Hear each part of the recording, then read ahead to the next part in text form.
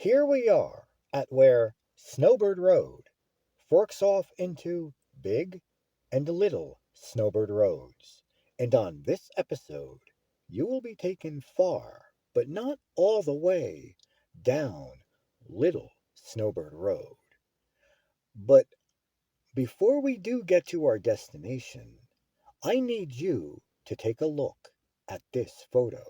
This photo here, it is of the Denton cabin. You see, the Denton family, the ones who built this cabin, are going to be discussed in more detail on this episode. You see, as we approach our destination, the site of yet another old Denton home place will be unearthed. Firstly, it does appear that Little Snowbird Road eventually it turns into a dirt road. But it is one that I have got to go up. At least, it does appear to be drivable. Regardless, I have got to do this. So, let's get this vehicle moving. This here, it is the intersection of Little Snowbird and Coal Denton Roads. And at this intersection stands a site often listed as a community on many maps. I am not certain as to whether or not I will be able to show you much, however. You see, the area, it does appear to be on private property, so we'll just have to see. If this does become too risky, Google Earth may just have to do. Oh, but wait. It turns out I am able to show you a lot more than I thought I would. More on the reason why a little bit later. For starters, John Denton and his family were the only recorded white settlers to have lived in today's Joyce Kilmer Memorial Forest.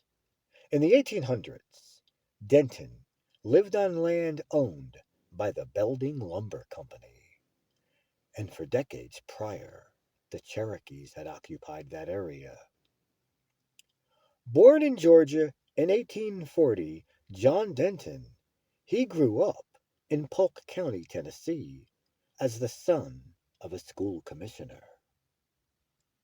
And after serving in the Civil War, he married Albertine Turner. The couple, they had 9 children.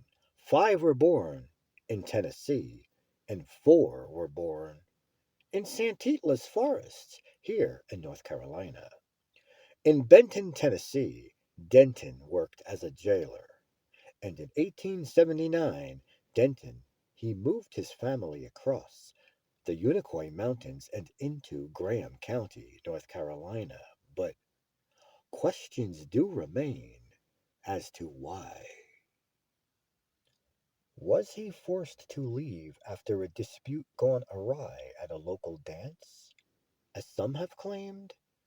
Or did he, as a Confederate veteran of the Civil War, find it difficult to resettle in his Tennessee home, still recovering a decade after the brother against brother conflict?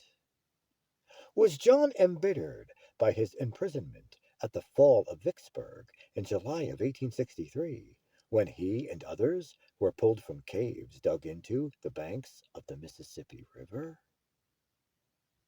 Oh, okay. So you're wondering where much of this info is even coming from.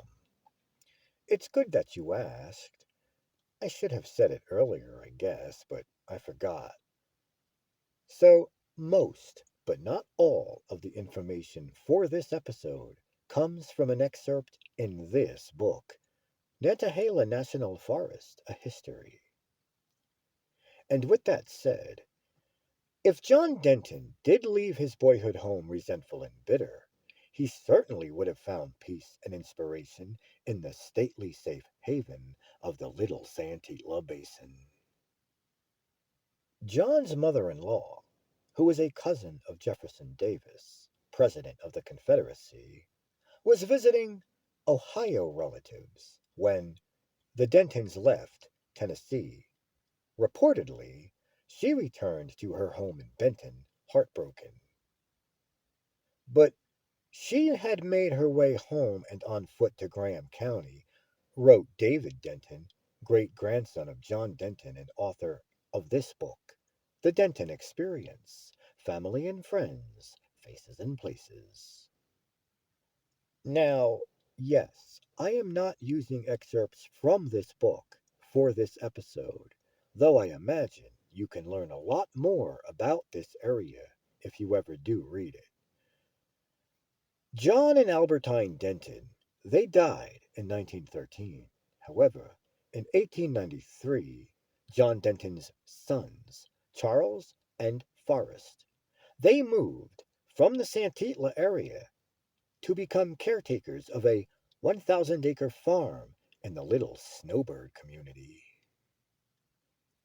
And that, folks, is what takes us to what lies at this intersection, at the start of and along this here road, Cole Denton Road. And at the end of this road is where many gazetteers pinpoint the location of what has come to be referred to as Dentons.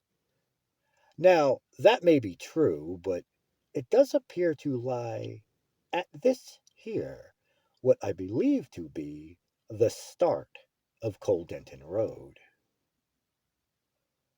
You know, though, it is said that after Charles and Forrest moved to that little snowbird farm, John and the others, they followed. In a mid-1800s North Carolina land grant, Frederick Augustus Waldo from Cincinnati, Ohio, had acquired the Little Snowbird property, and after the land passed to his son, Frank Waldo, of New Haven, Connecticut, in 1887, the land passed to his son. And so, the Dentons, they became the managers of the Waldo Cattle Ranch. According to Leota Denton Wilcox, shown here at age 5, and later curator of the Denton Family Museum and great-granddaughter of John, Waldo paid the Dentons for their service in parcels of land. And over the years, Forrest Denton, he purchased more acreage from his neighbors. When Graham County seized adjoining lots for non-payments of taxes, he purchased that property also. A tidy, well-tended Denton Museum now sits on the spot of an original Denton farm building, destroyed years ago in a storm. Wow. So, there is a Denton Family Museum. Yes, apparently there is. But guess what? Actually, I happened to meet Leota Denton Wilcox, and she is the one who gave me permission to enter the Denton Family Museum. That is where the interior shots you have been seeing in this episode have been coming from. This here, it is a 2008 book, A History of Hunting in the Great Smoky Mountains. In it, more information on the Dentons can be found. In fact, it actually features a pic of this house, the original Forrest Denton home on Little Snowbird. It is now renovated and owned by John's great-nephew, Thomas Denton Wilcox, with now being a reference to 2008. Now it is 2022, so tell me, have you seen that house yet in this episode? This photo here shows, on the left, Baxter Cook, and on the right, Forrest Denton, holding bear cubs that reportedly were the pets of John Denton. A discussion about the Denton land, reportedly once called the Denton Family Preserve, would not be complete with at least mentioning the man shown to the left in this photo, Victor Denton. You see, a big part of who Vic Denton was and what he stood for was the magnificent Denton family preserve on Little Snowbird Creek. Today, over 700 acres of that land are still owned by the Denton family, who continued to proudly perpetuate the legacy of their ancestors on the last frontier of Graham County. And finally, you can read this one here at your own pace. Reportedly, John Denton, he had a reputation as a fighter. And that pretty much sums up the story of Dentons, a small little community that can only be reached via a remote and desolate dirt road in Graham County. Now we can move on to our next destination.